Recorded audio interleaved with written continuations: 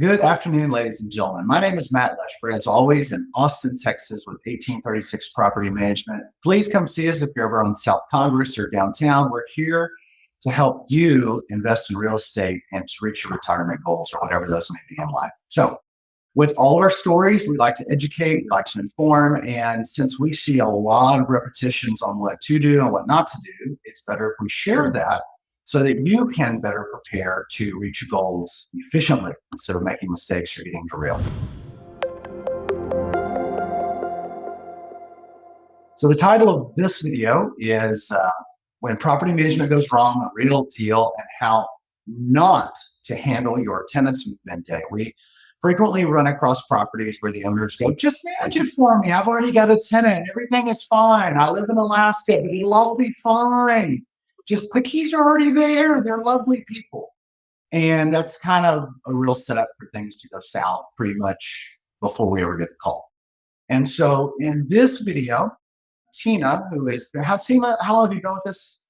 Just over 5 years. Wonderful, wonderful. So Tina's been with us doing this 5 years. She's gotten some of the most interesting cases we've ever seen. We kind of joke about it in the office. If something strange is going to happen, it happens to Tina. So she's seen a lot. And we're going to provide this real world story. This did happen. We will not name names because this is for educational purposes. But this is what happens when mistakes are made and accidents happen and property management goes wrong because people don't know what they don't know. It all seems real easy until it's not. So Tina, take us down just kind of a timeline, a chronology of what happened and why are we here having this video today? Yeah, absolutely. So this was actually a new property that we received in our onboarding department, meaning the owners are just coming to us for the first time. We're going to manage their property. And it was coming to us already leased. So they had already leased it before they came to us. They already had tenants set up to move in. And they were moving in on a Saturday, which we typically don't do weekend move-ins just because nobody's in the office. And, if somebody needed to get a hold of us, it just makes it a lot harder. So this particular tenant, they were moving in on a Saturday, and the owner's agent had agreed to help the tenants with the move-in day process since we weren't going to be open for business on that day. We also didn't even have keys. They were already on site at the property. And that's kind of where it started. Come move-in day, we realized that there were several issues that hadn't been discussed or planned for with the agent in regards to the tenant's move-in day. So we kind of were already aware of some issues that had not previously been addressed prior to us getting the contract with the owner. Well, keep us going down. So once you went down and you saw that was what the setup was, we onboarded them. Now you're kind of behind the eight ball, and I'm making notes. That's what I'm doing is feverishly writing notes on all the things I could list that we should not do. But what happens after that? So give us. Okay. Like you said, this is how it started, but what went wrong? Take us down that list of things. Yeah. So typically before we have tenants move in, we do a move-in walkthrough report so that we can document the condition of the property prior to the tenants getting it. That's a full lengthy report. It takes our tech generally about an hour and a half, depending on the size of the property. So typically, we have that scheduled with the tech about a week prior to move-in date. And this allows the tech to get to the property, do the report, send it back to us, and then also make any notes of anything that was maybe missed during the make ready process. So, considering we got this property, I want to say we got it on like a Monday. They were moving in that Saturday. And so now we had to rush things on our end to try to make sure we had a tech available to go do a move-in report. By the time she was able to get that done, I want to say we had like maybe 2 or 3 days prior to them moving in. And she did actually report back that there were about 8 issues that needed to be addressed prior to the tenants moving in, which we normally would have enough time to get that ready before move-in day. But because this was, the time was so crunched in between getting the property, getting the tech to visit the property for the move-in report and the tenants moving in on Saturday, that just didn't leave us a lot of wiggle room to get everything in order as we normally would. So give us an idea, like what are they finding on site that would need Mhm. to be addressed? Because Um, an owner is going to leave a property or call from Alaska and say, "Oh, it's all great. My technician said it was beautiful. It's ready for move-in." So get mhm, like what are these things? There's 1,000 components to a house. There's, right. I mean, you could almost go through it 40 times and find something new every time because there's just so many moving parts to it. So what are the common things that were missed in this particular movie? Yeah. So for this particular one, I don't it really wasn't anything major, but it is those minor little things like you said that get overlooked. In the bathroom, there was some grout that needed to be done that was missed. They started to do the grout. They just didn't remove the excess grout. There was some loose towel rods, toilet paper holders, light bulbs that needed to be replaced. AC filter was dirty, that needed to be changed. The microwave light bulb was out. The fridge light bulb was out. And I believe the backyard needed to be mowed. It was overgrown. I'm still making notes of all the Mhm. things that people think happen automatically, but do not. So on move-in day, how did it go and what happened? What would it Mhm. look? Because I mean, it seems like it's so easy, right? It's move-in day. The agent said they're going to help you, so they go to move in, and then they just politely call the agent and say, there's a couple things we would like to have addressed, even though we've paid good money for this property. Would you mind having those handled for us? And the agent goes, sure, I'll relay those, and everybody's happy, and the sunshine beams on the window, and light comes in, and music and birds sing, and life goes on. That's not really how it works. Not really. So actually, I was pretty nervous on move-in day just because I knew we weren't handling it. I was checking my emails starting Saturday early morning around 7 just to make sure, are they going to reach out? Is anything wrong? Did they get in okay? I want to say it was about 9:30 that I got an email from, I believe it was the tenants and the agent, that they were at the property and they could not find the keys. So by the time I got the email, I think I had checked my email like prior to 9, and then I checked it again like at 10. So I got their email about an hour late after, on a Saturday after they had emailed that they weren't able to get in because they didn't have the keys. And the reason was because when our tech went to go do the move in report, part of that normal process is for her to remove the keys. If there's an agent lockbox on site, and she puts it in a combo box that's specific for tenants to use on move-in day. So because she had taken the keys from the agent's lockbox and moved the keys, the agent then couldn't find the keys. I had to call the tech to verify, did you move the keys? Where are the keys? And that sent a little bit of a tailspin into, I want to say it caused in totality about a 4-hour delay. By the time I was finally able to reach the tech, reach the agent, reach the tenant, it was a little chaotic on move-in day.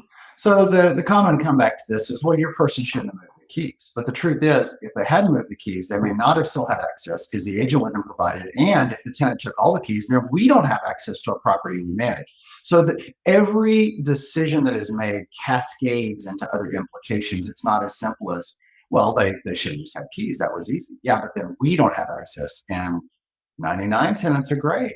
That one that's bad, though, is going to put you through the ringer and knock you out of contention to reach your financial goals. It's that bad. So we have to protect against all of those. What happened after that? What went on after all this happened? So honestly, I called the tenant that day. I reached out to her on that Saturday and I explained, why the key was moved, and the process was just a little abnormal from the way we normally handle things, and that we didn't get the property until 5 days before move-in day, and why everything was rushed, just so that she would understand, like, this is not, I didn't want her to feel that this was, we were starting off on a bad foot with a chaotic move-in day, and then all of a sudden they have a sour taste for us in their mouth.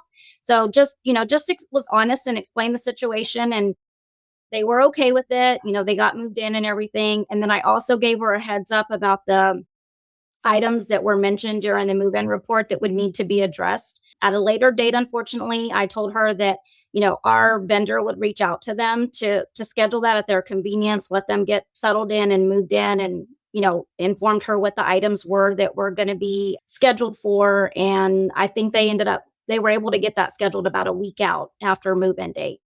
Which is great. Mhm. So, when we do these crowdcasts and things and share the story, we generally have some notes in the back end to make sure we're always on the same page. But in this particular one, just on the fly, we've got a few things to do and not do because our marketing folks always like, top three, those are easy. But I got to tell you, I got a list of 10. And I want to share it because They're all that important. The number one is the most important thing. If you have a sales agent that helps you buy or sell real estate, love them, hug them, buy them a Christmas present. Do not use them to lease a property. If they agree to do it for free, that should be an indicator that that is not how they're generating money to put food on their table. We use customized leases. Our procedure, how many steps are in the move-in procedure in our internal software? 112.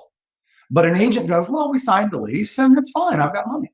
What if the money isn't good funds? What if that doesn't match up? What if it's a fraudulent money order? So there's just 112 steps. So the number one thing I can tell you is that if you love your agent, we love your agent. This is not about us versus them. We do what we do. They do what they do. No one who is a sales agent does not focus on leasing. I used to be much kinder about this. I'm not kind anymore because this happens and hurts so many people. They need to stay in their lane and we need to stay in our lane. We don't go sell that property and you use us for leasing it because that custom lease and those procedures set you up for a happy resident who renews their lease, maximizes your revenue, and everything looks great. So if somebody offers you something for free or a deal or going to help you out there, once that lease is signed, you're done. You're behind the eight ball. We can't change anything. And that dies the cast. So please, please, please don't use a sales agent to lease a property. And if you want to take the other side of that, don't use a leasing agent to sell a property. I don't care. But let's just do our job right, whatever that job is. The next one, we don't do Saturday move-ins. No, there's no vendors. What if something tragic happens? What if we need a locksmith? Then it's an after. There's no Saturday move. So if they want to start the lease on Friday and they don't show up till Saturday, well, then that's on them. But we do weekday move-ins and the office is closed. And we all have to have reprieve. No business runs 24/7. Our emergency call center does. That's it. Having two cooks in the kitchen doesn't work in anything you draw on. Somebody has to take the leadership role, and you can trade off leadership roles, right? This isn't about us versus them, but someone has to be a responsible party where the buck stops. And when you've got an agent leasing it who's going to help, and we're managing it, you got too many cooks in the kitchen. Nobody is owning the entire process. It's a disaster. No keys on hand, guys. If we don't have a copy of the key, what are we supposed to do? I can't even help them. But the agent has the key. The agent put it in the lockbox. The lockbox is rested shut. Oh, how about this? Vendor left the lockbox open and the key fell through the decking. I mean, we can do it on these stories forever, right? If you can imagine it, it has happened. So we have to have keys on hand. Those keys need to come to us to manage the property. Then they go back out to the property. We make copies, whatever, but then we're safe and secure. We can help people. I want to repeat number one, but just a sub. Do not use a sales agent to lease a property. Number 6, there's 1,000 points to miss in a house. The make ready has to be done right well in advance of the resident moving in. This is why at 1836 and all really good property management companies that really care, we never list a property until it's ready for market. Because if something can go wrong, it will. We can take that in another video. We actually already have another one on that topic, but you don't list properties for a market that are not ready. They don't gain the greatest tenants, the greatest revenue. It doesn't work, and things will always drag out mechanically until after a move-in date on all these you sign.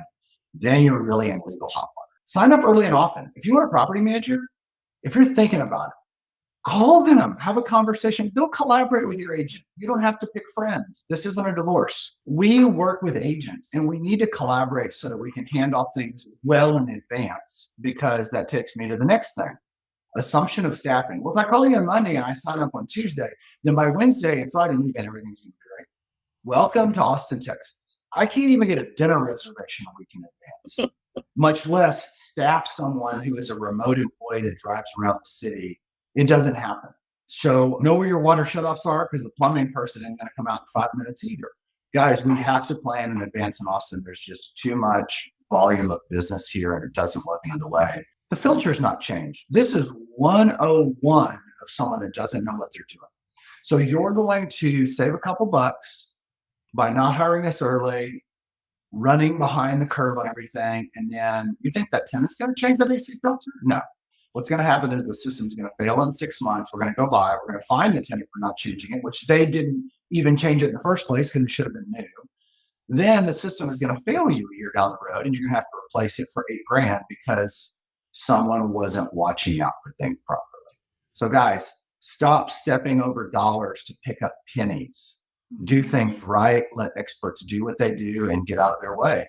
And just to piggyback on top of that, Melinda, who wants to show up to the rental? Man, hey, honey, kids, I picked this wonderful house for us. I'm moving us to Austin for a new job. It's going to be a great opportunity. Aren't we excited? And I show up and the grass is up to my waist. I've got mud on my face to my entire family on something that in Austin, all of our properties cost $2,200 or more a month that I'm spending all this money for. And now I'm sad. That is the worst. I mean, imagine if you tried that dating. You show up on the first date and you just look pitiful.